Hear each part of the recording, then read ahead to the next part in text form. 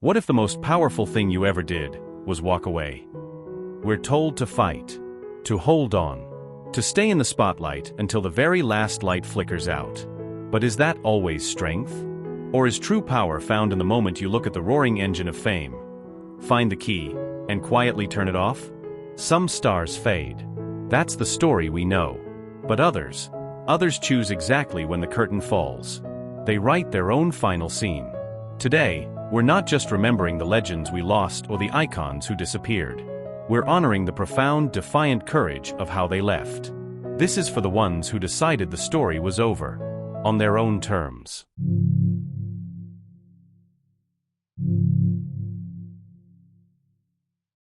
Fame is a deafening noise. A constant roar of cameras, headlines, and expectations.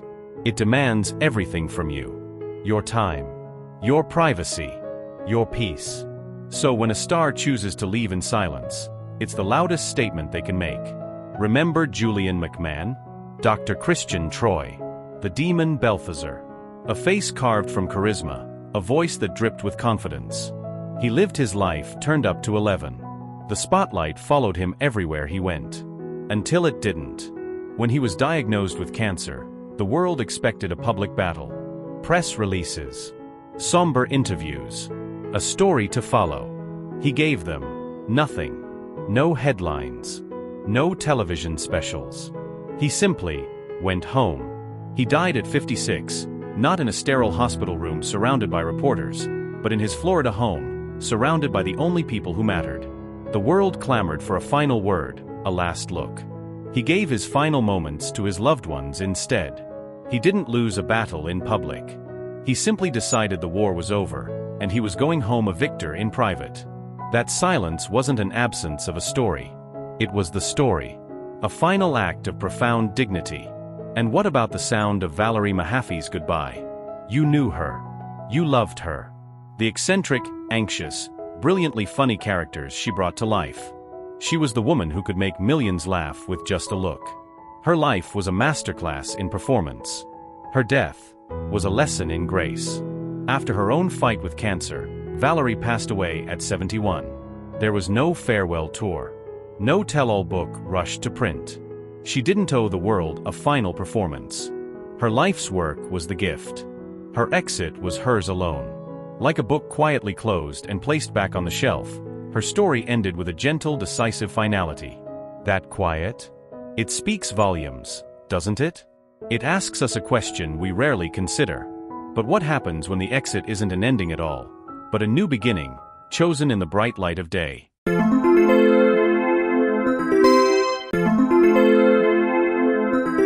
Not every goodbye is final. Some are a conscious uncoupling from a life that no longer fits. A graceful retreat from the noise in search of something real. Cameron Diaz. The name itself was a brand. The million-watt smile. The infectious energy. For 2 decades, she wasn't just a star, she was Hollywood's golden girl. One of the highest paid, most bankable actresses on the planet. And then, she was gone. There was no scandal. No dramatic burnout. It was a choice so intentional, so clean, it baffled the industry. She traded the red carpet for raising her daughter. She traded scripts for building her own wine brand. She traded fame for peace. In her own words, I finally found peace in my soul. Think about that. She had everything the world tells you to want. And she walked away from it all to get the one thing it couldn't give her. Fame didn't own her. She chose freedom. Or consider a retreat born from love. Rick Moranis. An icon of the 80s. A face recognized and adored by millions. After tragically losing his wife to cancer, he was a single father. The movie offers kept pouring in. Blockbuster franchises. Millions of dollars. A guaranteed return to the A-list. He said no. Again. And again. And again. He wasn't blacklisted. He wasn't forgotten. He was invited back, constantly. He just declined the invitation. His reason was simple, direct, and utterly profound. My kids needed me. That's it. His disappearance wasn't a Hollywood mystery to be solved.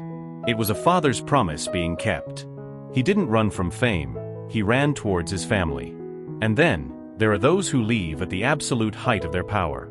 Daniel Day-Lewis. Arguably the greatest actor of his generation. 3 Oscars. A career built on total, terrifying immersion. After his final film, Phantom Thread, he didn't just retire. He vanished into the silence he so often spoke of. His official statement wasn't a press release. It was a whisper. A simple confirmation that he would no longer be working as an actor. No dramatic monologues. No farewell interviews. He simply stepped off the stage and into the world he so meticulously tried to recreate on screen. He didn't just play his final role. He chose to finally live his own. They chose peace. They chose family. They chose themselves. But sometimes, the goodbye isn't a gentle retreat. Sometimes, it's a warning. A final, shocking message, hidden in plain sight.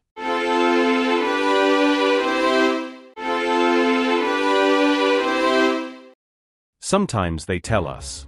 In lyrics. In performances. In their art. They hand us the script to their final act. We just don't know how to read it until the curtain has already fallen. David Bowie. The master of reinvention. The man who fell to earth. Ziggy Stardust. The thin white duke. He was always one step ahead of us. Even in death. His final album, Blackstar, was released just 2 days before he passed away from a cancer he'd kept hidden from the world. At the time, we called it genius. Innovative. Dark. We didn't realize it was a goodbye letter. The lyrics, once cryptic, became devastatingly clear. Look up here, I'm in heaven. I've got scars that can't be seen. He wasn't just writing an album. He was curating his own eulogy. He turned his mortality into his final, breathtaking performance. Death wasn't happening to him. He was collaborating with it. A final, brutal, beautiful piece of art. It wasn't a loss. It was a design. Just as one king left us, another was fighting his own silent war. Chadwick Boseman. Our King Chala. A symbol of unbreakable strength, dignity, and grace for a generation. No one knew. Not his co-stars. Not the studio. Not the world that adored him. For 4 years, he battled the cancer that was taking his life. And in between surgeries and chemotherapy, what did he do? He put on the suit. He visited children in cancer wards, telling them to be strong. He carried the weight of a fictional kingdom and the crushing weight of his own mortality. And he never ever dropped it. His silence wasn't secrecy. It was a shield. It protected his work. It protected his colleagues. And most of all, it protected the power of the symbol he had become. A king protects his people, even when he's the one who needs protecting most. But what happens when the fight isn't with illness, but with the very spotlight that made you a star?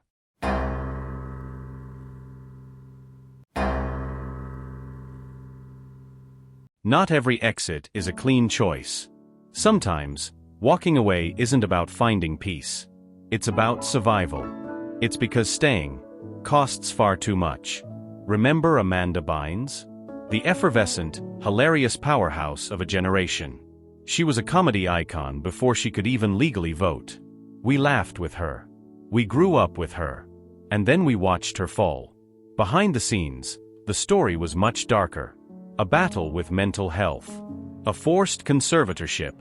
A public breakdown, fueled and documented by the same media that built her up. She eventually walked away. But was it a choice? Or was it the only escape from a cage someone else had built? Her retreat into privacy isn't the graceful silence of a Daniel Day-Lewis. It's a silence born of trauma. A necessary boundary against a world that took too much. Her story isn't a closed book. It's a redacted document. And maybe we'll never know the full story, because we don't have the right to. Sometimes, the brightest smiles hide the deepest struggles. For a decade, Matthew Perry was Chandler Bing. He was our friend. He was the king of sarcasm, the master of the one-liner. But he told us, for years, what was happening behind the laugh track. In interviews, in his own memoir, he laid the pain bare. Could I be any more addicted? It was a joke. Until it wasn't. He spent a decade making us laugh while fighting a desperate war we never truly saw. His death shocked the world. But it shouldn't have. He warned us. He left us with one final, powerful request. A rewriting of his own legacy. When I die, he said, I don't want friends to be the first thing that's mentioned. I want the fact that I tried to help people be the first thing that's mentioned. That was his term. That was his final edit. He was taking back his own story. And in the end, maybe he finally found the peace he fought so hard for.